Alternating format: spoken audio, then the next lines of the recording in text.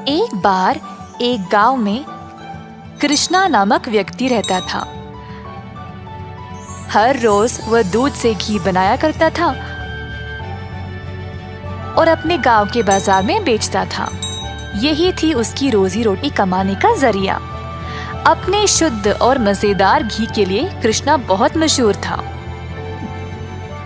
घी ले लो, शुद्ध देसी गाय का घी ले लो, घी ले लो, घी ले लो। एक दिन एक मिठाई वाला सुंदर ने कृष्णा को बुलाया और 1 किलो घी के लिए मांगा। कृष्णा गया उसके पास। कृष्णा भाई, मुझे 1 किलो घी चाहिए।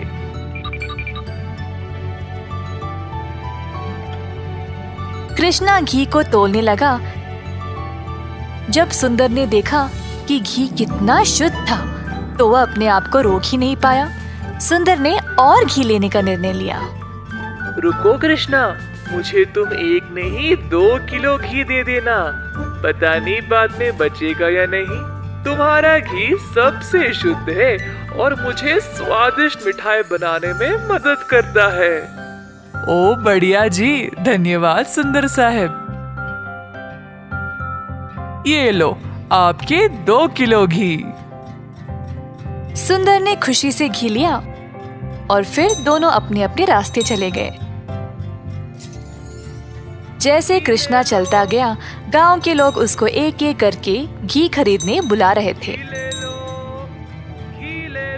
दोपहर तक सारी घी बिक चुकी थी क्योंकि वो घी था ही इतना स्वादिष्ट। अपनी कमाई लेकर कृष्णा अपने भाई कुशल के पास दूध खरीदने गया ताकि वह अगले दिन के लिए और घी बना सके।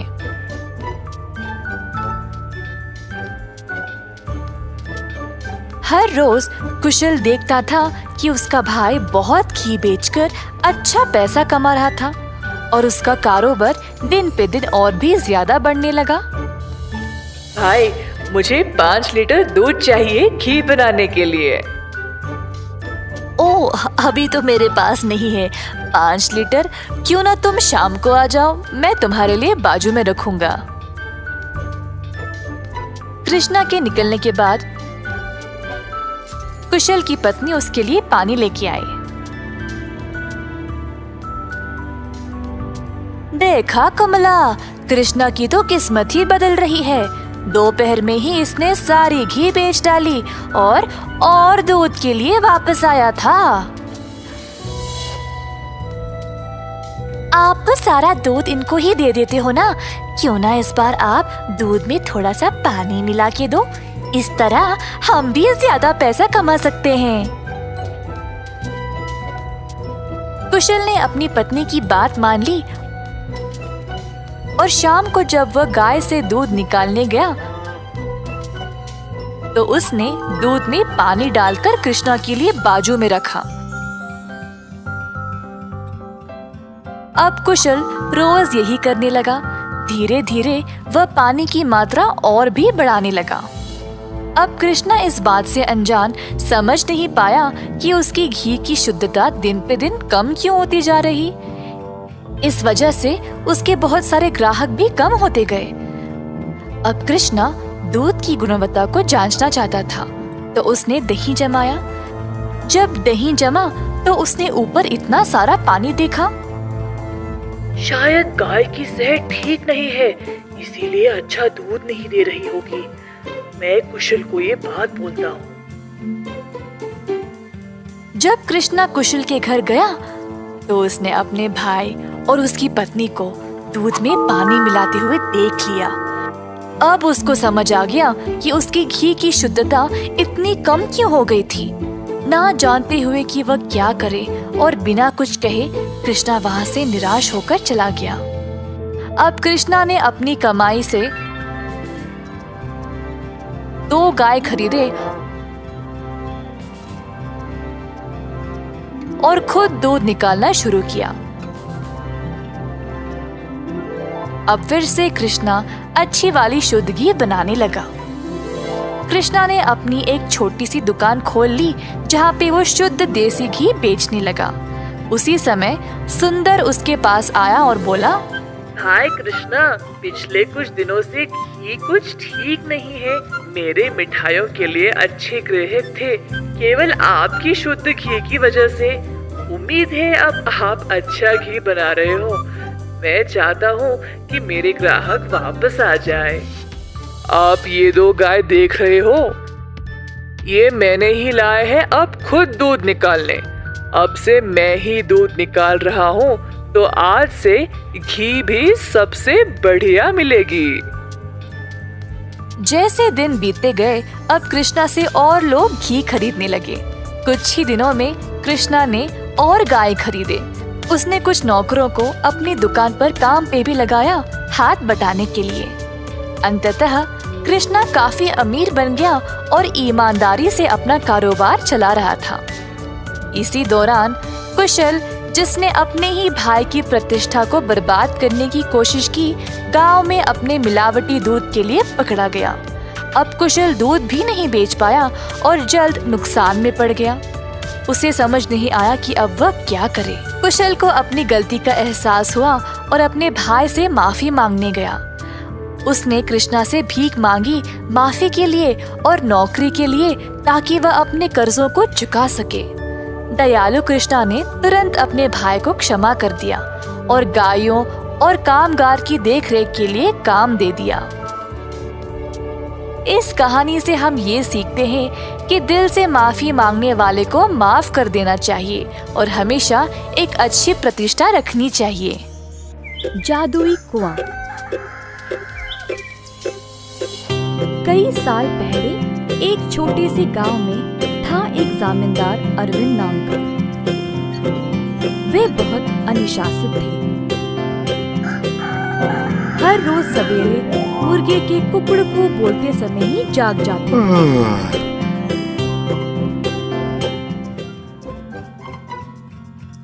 फिर अपने नौकरों को जगा के उन्हें काम पे भेजते थे।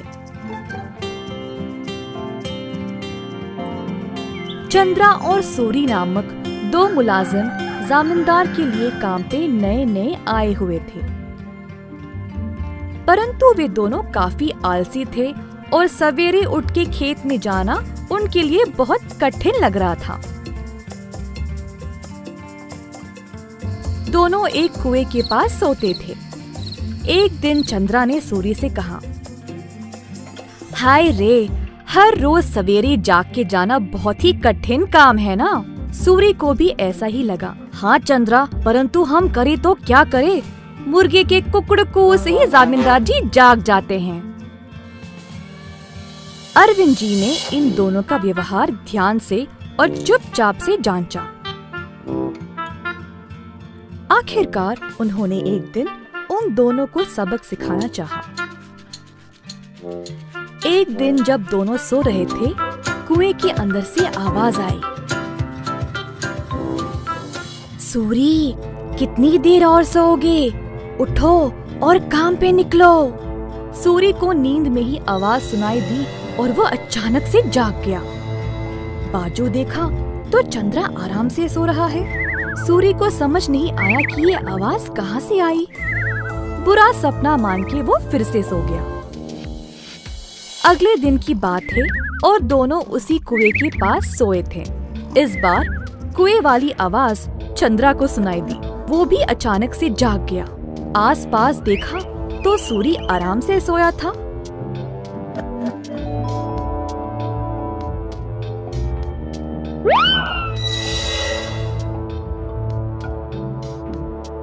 कोई बुरा सपना था शायद, ऐसा सोचकर वो भी फिर से सो गया। अगले दिन जब वे दोनों फिर से वहीं पे सो रहे थे, अचानक से एक खतरनाक आवाज सुनाई दी। दोनों एक साथ जागे और डर गए, एक दूसरे को देखने लगे। भाई सूरी, आपको भी सुनाई दिया क्या? हाँ चंद्रा, मैं बहुत डर गया और ये कोई बुरा सपना भी नहीं है। ये भयानक आवाज इस कुएं से आ रही। मैं काम पे निकल रहा हूँ, तुम्हें आना तो आओ। रुको रुको, मैं भी आऊंगा। दिन दोनों ने बहुत मेहनत से खेत में काम किया और दोपहर में भोजन के समय जमींदार जी के पास आए। खाना खाते समय दोनों की शक्ल पे सिर्फ परेशानी लिखी हुई थी। जमींदार जी ने पूछा कि हुआ क्या। चंद्रा और सूरी ने सारी घटना सुनाई। ये सुनकर जमींदार जोर जोर से हंसने लगे। सुनो तुम दोनों, वो कोई भूत या बुरा सपना नहीं था। मैंने देखा कि तुम दोनों कुछ ज्यादा ही आलसी थे, इसीलिए तुमको सबक देना चाहा। कुएं के पास वो मैं ही था जो आवाजें निकाल रहा था। अब आई समझ। अब से ये सुस्ती छोड़ो और ठीक से काम करो। उस दिन से सूरी और चंद्रा ने अपनी आलस्य छोड़ा और खेत पर पूरी मेहनत से काम किया। अच्छे से अपनी रोजी रोटी कमाई और खुशी से जीवन बिताया। एक बार गोपी नामक एक किसान रहता था।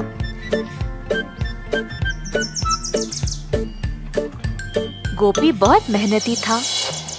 सब लोग उसको पसंद करते थे और उसके साथ अच्छा व्यवहार करते थे।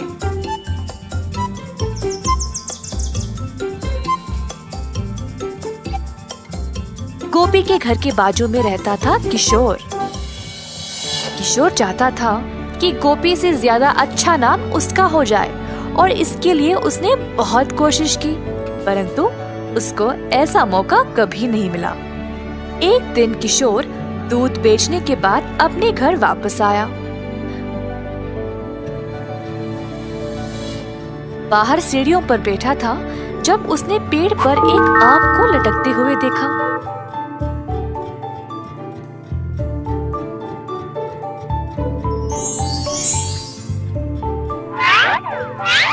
उसने आम को तोड़ा और अपने रुमाल में बंद कर दिया।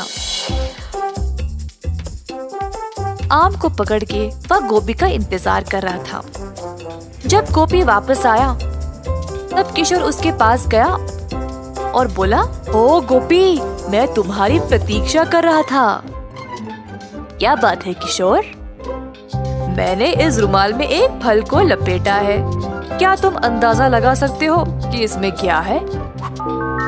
अगर तुमने सही जवाब दिया तो तुम खुद अपने हाथों से मेरे घर से जो मर्जी ले जा सकते हो। अगर तुमने गलत बोला तो मैं अपनी मर्जी से अपने हाथों से कोई भी चीज तुम्हारे घर से ले जाऊंगा। ठीक है, मुझे लगता है इसमें अमरूद है। गलत जवाब, इसमें आम है। अरे अच्छा, अब क्या? चलो तुम्हारे घर चले, मैं अपने हाथों से जितना हो सके ले जाऊंगा। दोनों चलते हुए गोपी के घर की ओर गए। घर में प्रवेश करने से पहले किशोर को दरवाजे के पास एक सीढ़ी दिखाई दी। तुरंत उसको उठा के बाजू में डाल दिया और घर के अंदर चला गया, परंतु गोपी वहीं पे खड़ा रहा। गोपी, वहीं क्यों रुक गए? तुमने तो सीढ़ी उठा ली थी ना, फिर उसको बाजू में रख के अंदर क्यों चले गए? क्या मतलब तुम्हारा? हाँ, अपने दोनों हाथों से तुमने सीढ़ी को उठा लिया था ना, तो अब इस सीढ़ी को उठाओ और जाओ। ऐसा कहकर गोपी अपने घर के अंदर चला गया। किशोर ने गोपी को रोककर कहा, ये धोखा है, नहीं नहीं, मैं नहीं मानूंगा। अच्छा ठीक ठीक, अच्छा अब तुम बोलो, मेरे हाथ में क्या है? अगर सही जवाब दिया तो मैं किसी को नहीं बताऊंगा कि तुम अपने दूध में आधा पानी मिलाते हो, पर अगर तुम गलत हुए तो मैं पूरे गांव में इस बात को फैला दूंगा। हाय, अपनी बुद्धिमानी से तुमने मुझे फंसा लिया। ठीक है, मुझे लगता है तुम्हारे मुट्ठी में अंगूठी है। गोपी टोपी ने अपनी मुट्ठी खोली और दिखाया कि कुछ भी नहीं है अंदर। हाहा, मेरी मुट्ठी खाली है, तुम हार गए। क्या तुम अब सबको मेरे बारे में बता दोगे? मैं अब से इतना पानी दूध में नहीं मिलाऊंगा, जितना जरूरी उतना ही। गलती हो गई, कृपया मुझे जाने दो।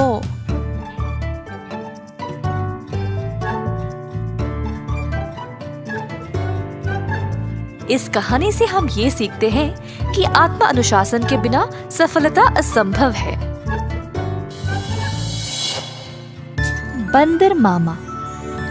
एक दिन बंदर मामा गहरी नींद में सोया था जब एक मीठी सुगंध ने उसे जगाया।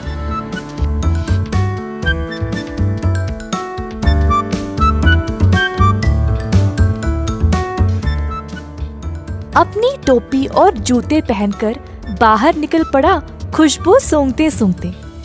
बंदर मामा ने देखा कि ये सुगंध एक मिठाई की दुकान से आ रही थी। अंदर गया तो उसने कई प्रकार की मिठाइयों को देखा। एक लड्डू को देखकर बंदर के मुंह में पानी आ गया। जैसे ही बंदर लड्डू को उठाने गया, दुकान की मालकिन भालू ने बंदर का हाथ पकड़ के रोक दिया। बंदर भालू की ओर देखकर डर गया, तुरंत पीछे मुड़कर रोते रोते घर वापस भाग गया। टोपी और जूते को निकाल फेंक के निराश बैठा रहा कि मिठाई खाने को नहीं मिली। भालू काफी आलसी थी। जब उसने देखा कि बंदर उसकी मिठाइयों की सुगंध को सूंघ कर आया, उसके दिमाग में एक विचार आया। भालू अपने दुकान में मिठाई संवारने के लिए बहुत आलसी थी, तो उसने सोचा कि वह सारे जानवरों को मिठाई की सुगंध से आकर्षित करके उन सब से सारा काम करवाएगी। अगले दिन भालू जानबूझ के मिठाई हाथ में लिए सड़क पर चलने लगी। मिठाइयों की सुगंध से सब जानवरों को आकर्षित करे, यही थी उसकी योजना।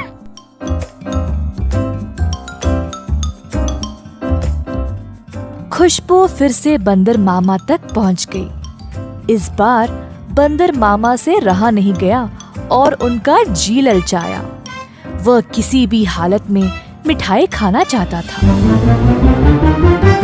बंदर मामा चुपके से दुकान के बाजू वाले पेड़ पर लटकने लगा।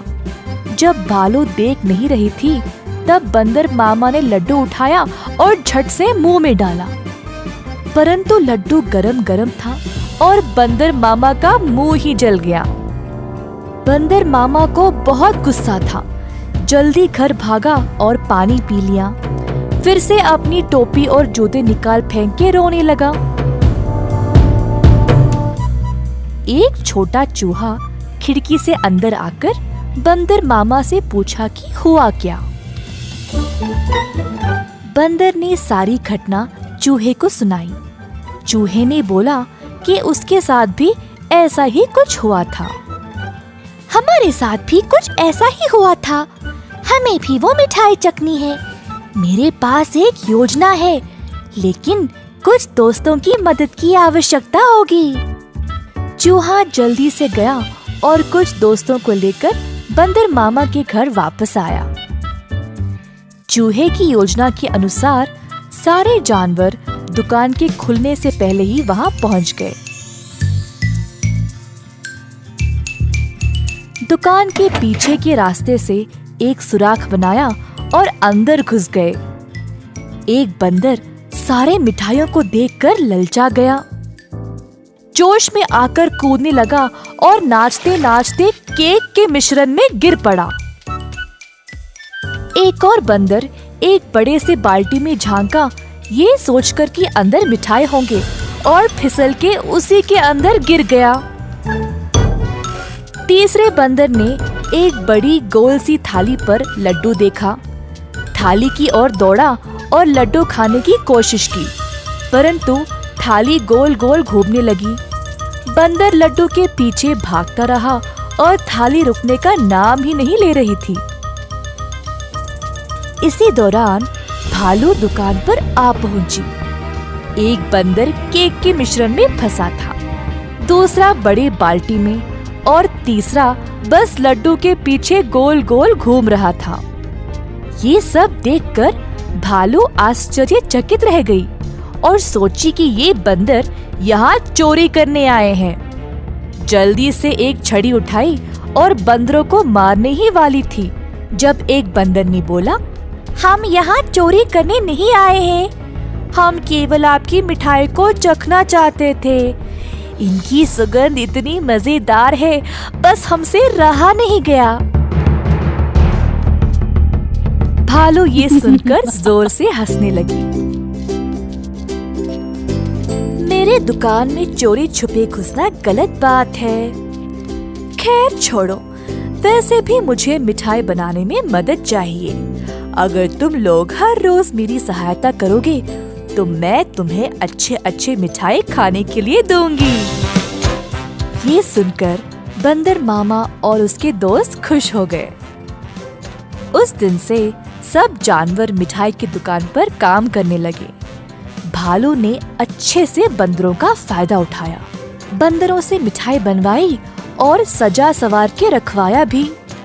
मिठाई बेचने का काम भी बंदरों को ही दे दिया और भालू सिर्फ बैठ के मजे ले रही थी।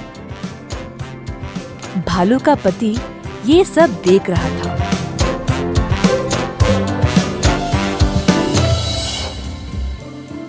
तुम तो रोज इतना काम करती हो, परंतु आज आराम से बैठकर मिठाई खा रही हो। दुकान भी बंदरों से भरा पड़ा है। ये क्या हो रहा है यहाँ पे? बंदरों ने मेरा काम आसान कर दिया है। वे खुशी खुशी सारा काम कर रहे हैं और बदले में मुझे ज्यादा कुछ देने की आवश्यकता भी नहीं। बस दिन में एक एक मिठाई देके काम चला रही हूँ।